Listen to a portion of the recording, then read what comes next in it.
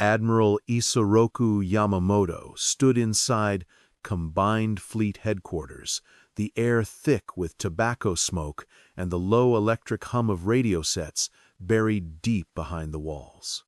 Outside, dawn fog still clung to the waters around Hashirajima Naval Base, but inside the operations room, a dozen lamps cast long shadows across a sprawling map of the Pacific Ocean.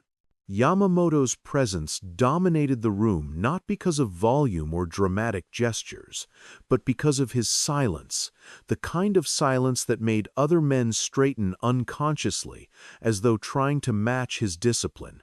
His staff officers moved with composure, carrying folders, updating charts, and marking reconnaissance routes on the map. Everything appeared normal, almost peaceful, as if the war beyond these walls was nothing more than lines and symbols shifting across paper. A young radio operator approached, breath slightly unsteady, holding a freshly decoded message. He bowed and extended the slip with both hands, as tradition demanded. Yamamoto accepted it calmly, unfolding it with the same delicate precision he used for every document. But as his eyes scanned the coordinates printed on the paper, his expression shifted.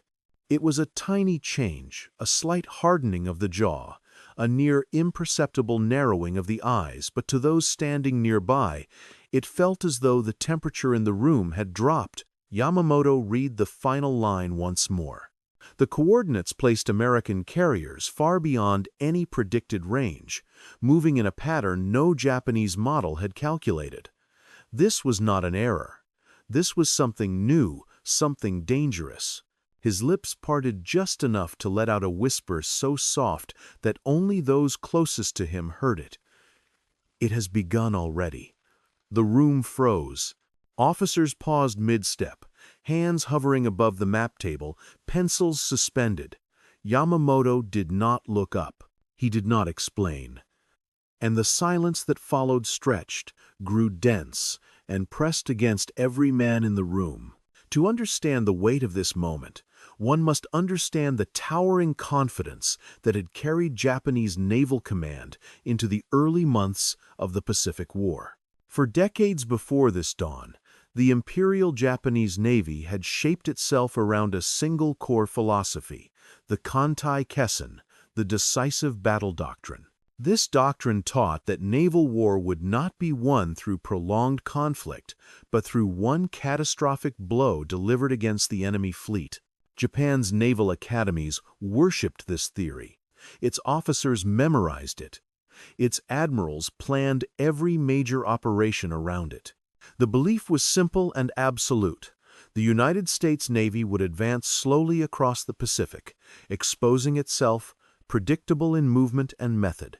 Japan, with superior pilots and superior preparation, would select the battlefield, lure the Americans into a trap, and annihilate them in a single glorious engagement.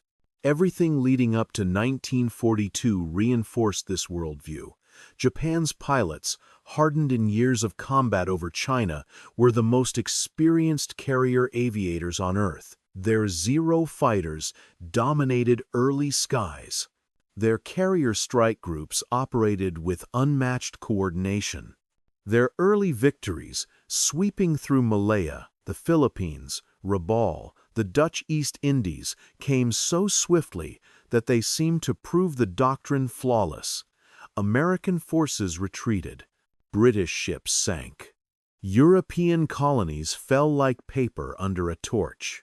Within months, the empire stretched across Southeast Asia and the Pacific. Inside Japanese headquarters, officers traced outward expansion on the map with quiet pride. Everything aligned with the predictions of Kantai Kessen, but beneath this triumphant surface lay a flaw that Japan never recognized, a flaw growing slowly, invisibly, like a crack beneath the paint of a beautiful vase. This flaw was not in their ships, nor in their aircraft, nor even in their strategy on paper. It was in their assumptions. The Japanese believed their code system was unbreakable, unaware that in Pearl Harbor's basement, Inside Station Hypo, American cryptanalysts were deciphering fragments of their communications. They believed the American industrial machine was slow and clumsy, never imagining that U.S. shipyards could repair carriers in weeks, not months. They believed their reconnaissance net stretched wide across the Pacific, but in truth it was dangerously thin, long-range patrol planes, too few, too scattered, and too exhausted to cover the immense ocean. And above all, they believed the enemy would behave logically, predictably, according to the rules of a war Japan itself had defined. They did not consider that an enemy pushed to the edge might become bold enough to break those rules. The first strange report arrived just after early morning. A reconnaissance plane reported American carrier movement in an area Japanese intelligence had dismissed as out of reach. Officers murmured quietly, some amused, others irritated. They assumed it was a misreading of coordinates or a radio transcription error, but then a second report came in, and a third. Each one placed American forces farther ahead, moving with a speed and confidence that contradicted every Japanese calculation. The operations room grew tense. Officers leaned over the maps, sliding markers across blue ocean squares, redrawing projected routes. They checked fuel tables, aircraft ranges, timing models. None of it matched the incoming messages. A lieutenant muttered, "Impossible. They do not have the capacity for this movement." Another said, "The Americans would never risk pushing their carriers this far. It makes no sense." But the radio signals kept coming. Then came the message that shattered any remaining hope of confusion or error. A Japanese forward picket reported enemy aircraft, American aircraft attacking earlier than predicted by any Japanese doctrine. The time, the direction, the altitude, none of it followed the patterns Japanese planners had relied on since the war began. A chilling realization spread through the operations room like a cold fog. The Americans are moving faster than expected. Officers exchanged uneasy glances. Some stood motionless. Others backed away from the map, as if unsure whether the paper before them still represented reality. A junior officer dared to whisper, "Sir, something is wrong with our assumptions." But Yamamoto said nothing. He stared at the map, at the message slips, at the shifting reality. Japan had built its war on predictions. Those predictions were now crumbling before his eyes. The psychological break did not come with shouting or chaos. It came quietly, like a silk thread snapping. The room grew strangely still. Voices, when they spoke, were tight, controlled, as if each man struggled to maintain composure. Officers avoided each other's eyes. They looked to Yamamoto for reassurance, for a confident explanation that would fit these new reports into the old worldview. But Yamamoto had none to give. He had studied the Americans more carefully than any Japanese admiral. He had lived in the United States. He had warned his government that war would awaken the American giant. And now, seeing these reports before him, he recognized what others refused to admit. The enemy had become unpredictable. Another message arrived. This one carried a short, devastating line. Enemy attack launched early. Yamamoto closed his eyes for a single second, a gesture so subtle most in the room did not notice. When he opened them, the Pacific was no longer the ocean Japan controlled with certainty. It had become an ocean with a will of its own. The admirals had expected a slow, cautious enemy following predictable lines. Instead, they now faced an opponent willing to move quickly, strike unexpectedly, and rewrite the battlefield in a single day. As the weight of that truth settled into the operations room, Yamamoto finally spoke in a voice low but steady, a voice that carried the full weight of his realization. This is not the enemy we were trained to face. The first shock of the day came not from a report, but from the sky. American dive bombers and torpedo planes rose from their carriers with a discipline and coordination that Japanese doctrine had never anticipated. They came sweeping over the Pacific in tight formations, engines roaring, sunlight glinting off their wings as they sliced toward Japanese positions. Moments earlier, Japanese forward forces had issued hurried warnings. Incoming aircraft, multiple waves, approaching far earlier than any Japanese model predicted. It was as if the Americans had leapt across the ocean in the span of a heartbeat. Reconnaissance teams, expecting hours of buffer time, now found themselves watching American silhouettes descend upon them like shadows falling out of the sky. Inside Japanese headquarters, officers stared at message slips in disbelief. The timing of the strike contradicted every pattern, every calculation, every tactical assumption built over decades. Nothing matched the doctrine. Nothing made sense. What Japan had not realized was that the Americans had already broken part of the JN-25 code, the backbone of Japanese naval communication. Behind locked doors in the basement of Pearl Harbor Station, Hypo, American cryptanalysts had pieced together fragments of Japanese intentions, turning intelligence into a weapon far more powerful than any torpedo. The Japanese did not know that their enemy had begun predicting their moves before they made them. American commanders, armed with this knowledge, were willing to take risks the Japanese considered irrational. They pushed their carriers farther, faster, and with more agility than doctrine said was possible. Their ships underwent repairs in record time, their pilots trained at breakneck speed. While Japan believed their carriers would return to battle after months in dry dock, the Americans sent vessels back into the ocean in a matter of weeks. And as the sun climbed higher over the Pacific, American air groups executed maneuvers that Japanese officers would later describe as tactically insane, yet terrifyingly effective. American dive bombers approached from altitudes that Japanese anti-aircraft crews were not prepared to counter. Torpedo planes flew in low, almost skimming the waves, their approach masked by cloud formations and sudden shifts in direction. Carriers under the leadership of men like Spruance, Fletcher, and Halsey coordinated their attacks with a fluidity that felt alien to Japanese doctrine.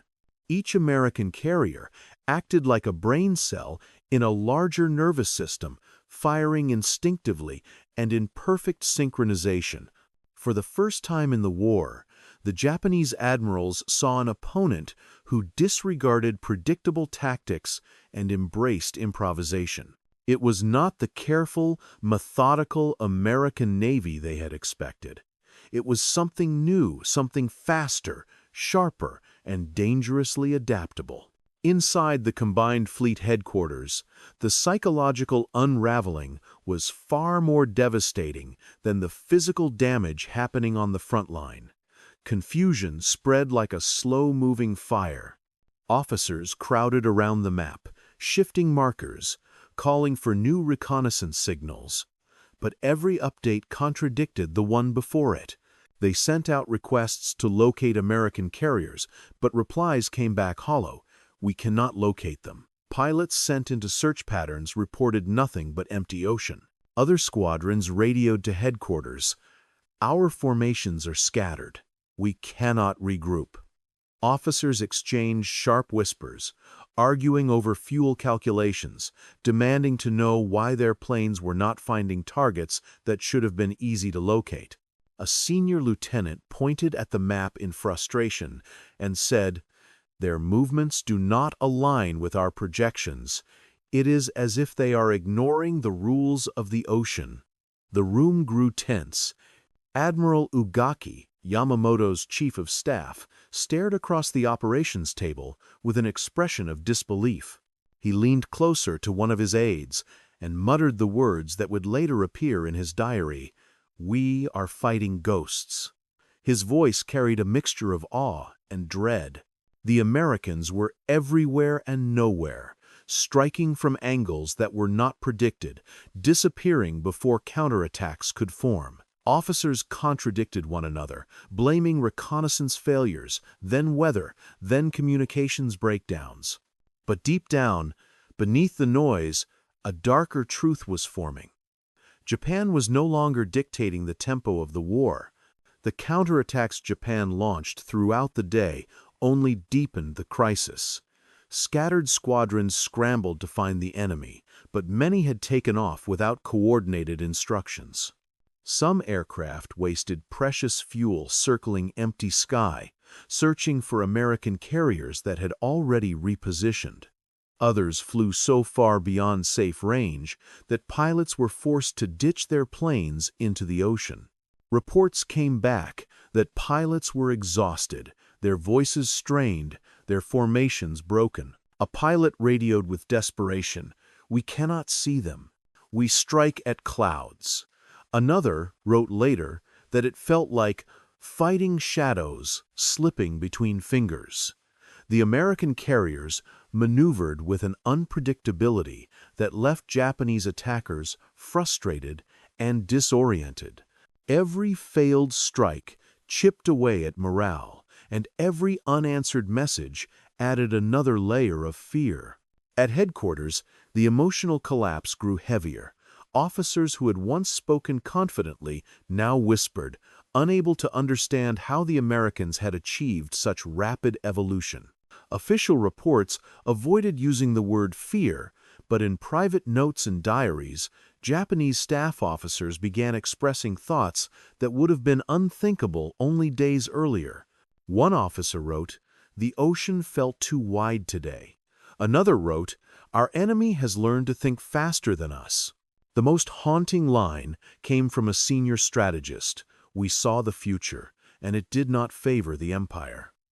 These thoughts never appeared in wartime propaganda, but they reflected the truth that the admirals dared not speak aloud. The Americans had seized the initiative. What made this collapse so devastating was that Japan still had powerful fleets, skilled pilots, and extensive territory under control. On paper, the empire remained strong, but initiative, the invisible force that determines who chooses when and where to fight, had slipped from Japan's hands. And once initiative is lost in war, it is almost impossible to regain. The Americans had proven they could outthink, outmaneuver, and outpace Japanese command. They demonstrated that they did not need to follow the predictable path Japanese doctrine demanded. They could shift strategies within hours, respond to intelligence instantly, and strike from anywhere with a speed that left the Japanese stunned. In the weeks following this day, the effects rippled across every corner of the Pacific War. Japanese operations, once bold and sweeping, became cautious. Reconnaissance efforts expanded desperately as commanders scrambled to understand American movements. Fuel shortages worsened as Japan stretched its resources farther across the Pacific. Pilot fatigue increased sharply because Japan could not replace its veterans as quickly as the Americans could train new ones. Every American victory strengthened their momentum, while every Japanese engagement grew more hesitant. Historians now look back on this day not simply as a tactical shift, but as a cognitive turning point. It was the moment Japan realized that the war they had prepared for was not the war they were fighting. And so, by the end of that long, chaotic day, the admirals of Japan understood a truth they could never admit publicly. They had lost something far more important than ships or aircraft. They had lost the war's rhythm. They had lost the power to dictate battles. They had lost the Pacific's favor. The ocean, once their ally, now felt like enemy territory. Their doctrine, once unshakable, was now a relic. And as Yamamoto studied the final reports of the day, the transformation became undeniable. The Pacific, which had seemed to belong to the empire only months before, now belonged to an enemy who learned faster, thought faster, and moved faster. Wars are not lost when ships sink. They are lost when minds fail to adapt. And on this day, the minds of Japan's highest commanders realized the future no longer belonged to them. That realization, quiet and devastating, marked the true turning of the Pacific. The war would continue for years, but the initiative, the invisible heartbeat of victory, had already passed into American hands. If you found this chapter of the war fascinating, subscribe for the next untold story. The past is full of surprises. Let us uncover the next one together.